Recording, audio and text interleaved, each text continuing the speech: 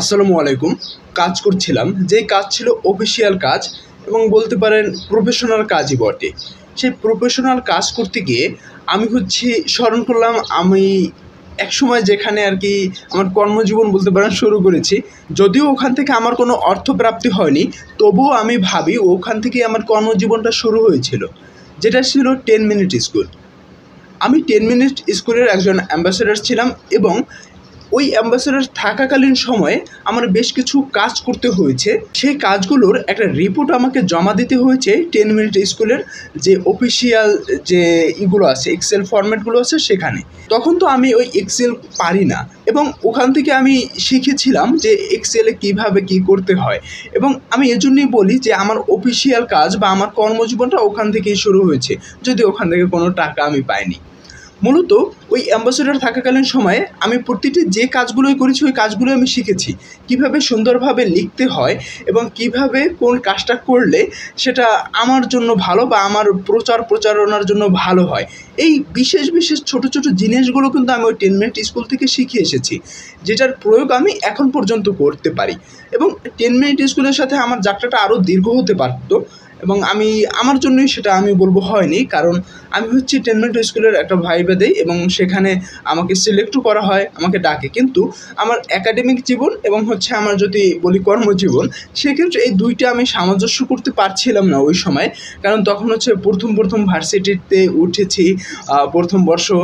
দেখা যায় ভার্সিটিতে অনেক সময় দেই যদি, তাহলে একাডেমিক সময়ও তো দিতে হবে এবং তার পাশাপাশি ওখানে অফিসিয়াল টাইম মেনটেন করা আমার জন্য একটু কষ্টসাধ্য হয়েছিল ওই সময়। আর যখন একদম শুরুতে ওখানে জয়েন করার কথা ছিল, ওই সময়টা আমার পরীক্ষা চলছিল। সব কিছু মিলিয়ে হয় কি, ওই 10 মিনিট স্কুলের সাথে আমার যাত্রাটা ওখানেই ব্রেক হয়ে যায়, যেটা ভার্সিটির আমার ফার্স্ট সেমিস্টারে। বাট ওইটা যদি আরও দীর্ঘ হতে পারতো এবং অনেক কিছু আমি শিখতে পারতাম এই দীর্ঘ হওয়ার ফলশ্রুতিতে। বাট অনেক কিছু আমি এখন মিস করছি, আমি 10 মিনিট স্কুল অনেক মিস করি। আমার সহকর্মী বা যারা আমার সহ অ্যাম্বাসেডর ছিল তাদেরকেও আমি মিস করি। তারা অনেক ফ্রেন্ডলি ছিল, অনেক বন্ধুত্ব সুলভ ছিল। আমার সমকালীন যারা অ্যাম্বাসেডর হয়েছিল, আমি তো তখন কলেজে পড়ি, কলেজে পড়ার একটা স্টুডেন্ট যখন অ্যাম্বাসেডর হয়, ওই অ্যাম্বাসেডর ভিতরে যারা ভার্সিটি লেভেলের ছিল তাদের সাথে আমার একটা কমিউনিকেশনও কিন্তু ওই 10 মিনিট স্কুলের মাধ্যমেই আমার হয়েছে। দেখা যেতে পারে আমাদের বরিশাল বিশ্ববিদ্যালয়ের রাজু ভাই নামে একজন আছেন, তিনি অনেক ভালো নোট করেন এবং বাংলা ব্যাকরণ পড়ান। তার সাথে আমার ওই 10 মিনিট স্কুলের মাধ্যমে যোগাযোগ হয়েছিল।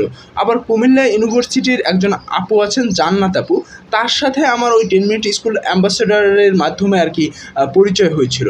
এর বাইরে যদি আমি বলি, এর বাইরে আবু বকর ভাইয়া, তিনি আমাদের লিড করতেন এবং ইয়ামিন সুলতান আপু, তিনিও আমাদের লিড করতেন। এই দুজন আমাদের লিড করতেন, তাদের সাথেও একটা কমিউনিকেশন ভালো হচ্ছে। আমার কাছে মনে হয় এরকম ক্ষুদ্র ক্ষুদ্র কাজ, এই ক্ষুদ্র ক্ষুদ্র কাজ আমাকে অনেক বেশি কিছু দিয়েছে আমার জীবনে। আমি অনেক কিছু এখান থেকে শিখতে পেরেছি। আর আমি বলবো, আমি যদি আবার 10 মিনিট স্কুলে যুক্ত হতে পারি, সেটা আমার জন্য অনেক বড় প্রাপ্তি থাকবে। আর 10 মিনিট স্কুলকে আমি বলি আমার প্রফেশনাল জীবনের বা বলতে পারেন অফিসিয়াল জীবনের শিক্ষক হিসাবে আমি 10 মিনিট স্কুলকেই দেখি ওভারঅল। বিকজ 10 মিনিট স্কুলের মাধ্যমে আমি অনেক কিছু শিখতে পেরেছি। আর আমার এই শেখার জার্নিটা আরও দীর্ঘমেয়াদী হোক, এই কামনাই করব। সকলে সুস্থ এবং নিরাপদে থাকবেন, আমার জন্য প্রার্থনা করবেন।